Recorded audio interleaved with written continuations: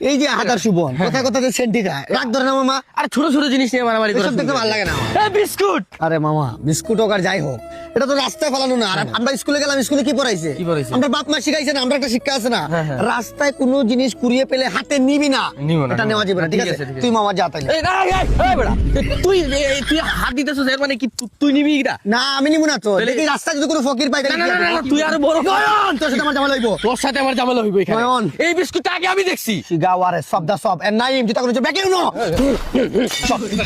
নয়ন এখন কিন্তু ঝামেলা রাখবো, আল্লাহর কসম ভাই তোর যদি বিয়ে বাড়ি। আমি যদি তোরে এখন জুতা গুলো দরকার হলে গালের মধ্যে মারবো। ওই বাপ তুই আমার 5টা জুতা দিয়ে বাড়ি মারবি, আমি বিস্কুট নিবো। না না না না না, দরকার হলে তুই আমার 5টা মার, আমার সমস্যা নাই।